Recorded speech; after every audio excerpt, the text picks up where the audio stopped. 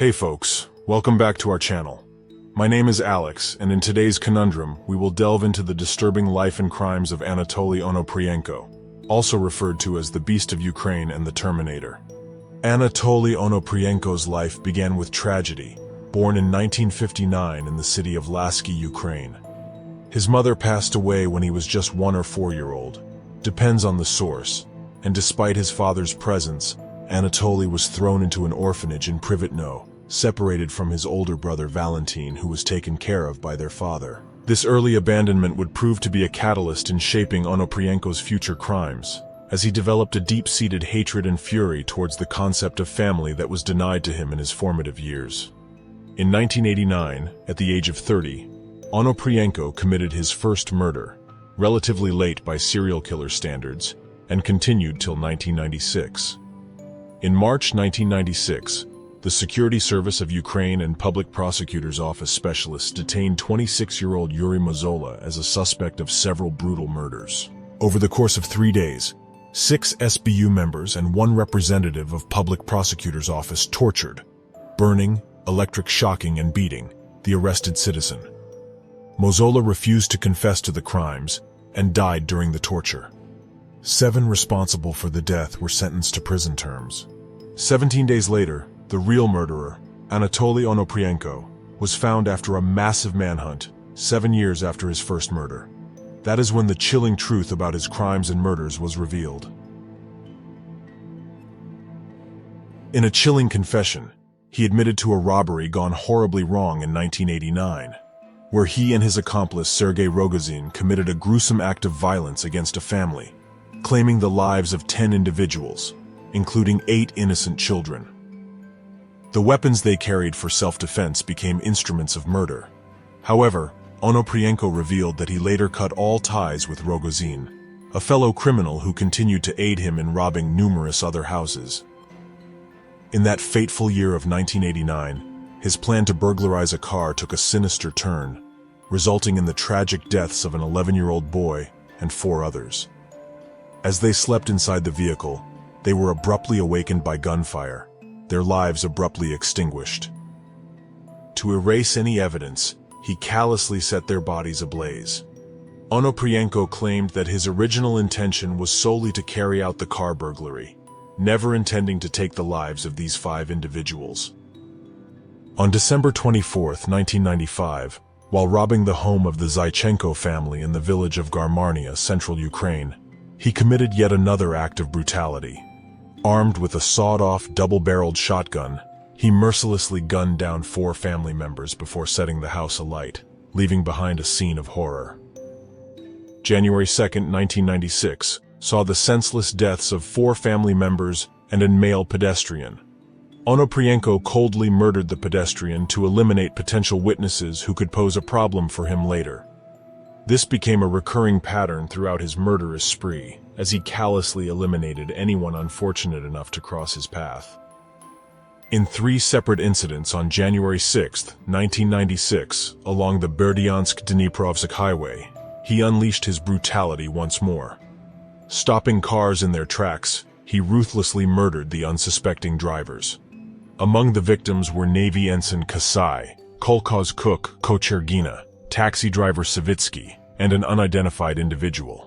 The next victims, on January 17, 1996, were 5 members of the Pilot family, who were brutally shot to death within the confines of their own home. 2 potential witnesses, railroad worker Konzela, age 27, and pedestrian Zakharko, age 56, met the same gruesome fate. Following this heinous act, Onoprienko set the Pilot's house ablaze, leaving nothing but ashes in his wake. On January 30, 1996, in the Fastiv area of Kyievska Oblast, he claimed more lives. His victims included Marusina and her 2 sons, along with a visitor named Zagranichny, aged 32, all ruthlessly gunned down. Continuing his spree of terror, Onoprienko targeted the Dubchak family next. On February 19, 1996, at their home in Olevsk, Zhytomyrska Oblast, he coldly shot and killed the father and son. The mother met a more gruesome fate, brutally mauled to death with a hammer. He then demanded money from the daughter, and when she refused, she too fell victim to his savage brutality. The house of the Bodnarchuk family in Malina, Lvivska Oblast, became his next scene of horror. On February 27, 1996, he brazenly trespassed into their home. He shot and killed the parents before using an axe to brutally end the lives of their two young daughters, aged 8 and 7. In a shocking act of violence, he also took the life of businessman Salk, a neighbor strolling around the Bodnarchuk's property. To further desecrate his victim's body, Onoprienko hacked Salk with the same axe he had used to commit his unfathomable crimes. The reign of terror orchestrated by the Terminator finally came to an end on April 16, 1996, when 37-year-old Anatoly Onoprienko was apprehended at his girlfriend's house in Zhytomyr, western Ukraine. His capture marked the end of a massive manhunt that involved 2,000 police officers and over 3,000 troops, triggered by an anonymous tip-off. Investigators feared that the number of victims attributed to Onoprienko could be even higher than the confirmed count of 52, as there were gaps in the timeline of his murders. When arrested, Onoprienko was found in possession of a 12-gauge shotgun that matched bullets discovered at one of the crime scenes. Furthermore, he had stolen jewelry and electrical equipment belonging to several of his victims. Shockingly, his girlfriend was wearing an engagement ring that he had obtained by cutting off one of his victim's fingers. Prior to his arrest, Onoprienko had worked as a sailor and studied forestry at university. He was already known to authorities and had been receiving outpatient treatment from a local psychiatric hospital department. Onoprienko showed no remorse for his actions. He exhibited a complete disregard for human life as he mercilessly annihilated entire families, assaulting children and even raping a woman after shooting her in the face. During his trial in November 1998, Onoprienko claimed to feel like a robot, driven for years by a dark force beyond his control. He argued that he should not be tried until authorities determined the source of this force. Hundreds of spectators watched the trial unfold, demanding justice for the victims. Onoprienko had devastated numerous villages throughout Ukraine, and the townspeople thirsted for retribution. Throughout the trial, Onoprienko remained mostly silent. When asked if he wanted to make a statement, he merely shrugged his shoulders and quietly replied, "No, nothing."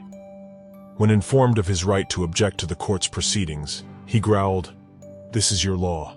I consider myself a hostage." When asked about his nationality, he defiantly responded, "None."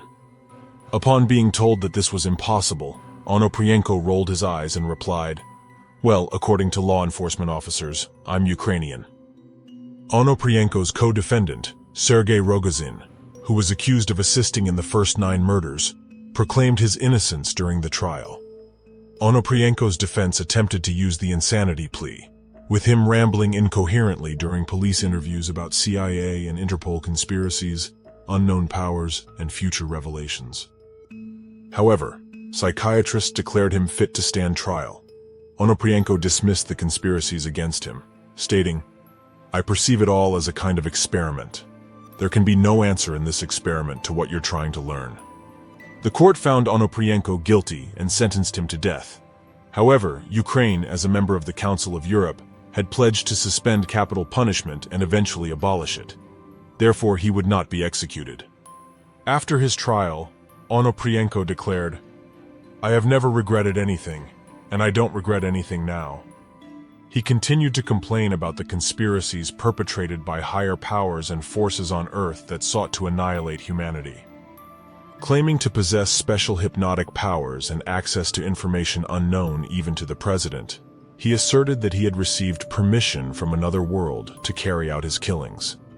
However, he provided no explanation for the motivations that drove him to destroy his victims. He shockingly declared, "I love all people and I love those I killed. I looked those children I murdered in the eyes and knew that it had to be done. For you, it's 52 murders, but for me, that's the norm." He expressed a desire for the death penalty, claiming he had no interest in relations with people, feeling that he had betrayed them. He expressed shock at people's indifference to his crimes, recalling how people screamed in neighboring villages as he committed his murders but received no help. They simply hid like mice. In an interview with a London Times reporter, Onoprienko recalled his killings, comparing them to hunting. He described feeling upset after shooting a deer in the woods during his early 20s, but never experiencing that feeling again. To him, killing people was like tearing apart a duvet, viewing men, women, old people, and children as indistinguishable masses. He felt no sorrow for those he killed, only blind indifference. The revulsion caused by Onoprienko's crimes in Ukraine led to consideration of temporarily lifting the moratorium on capital punishment imposed in March 1997 to execute him. The alternative of commuting his sentence to 20 years in jail would have outraged most Ukrainians.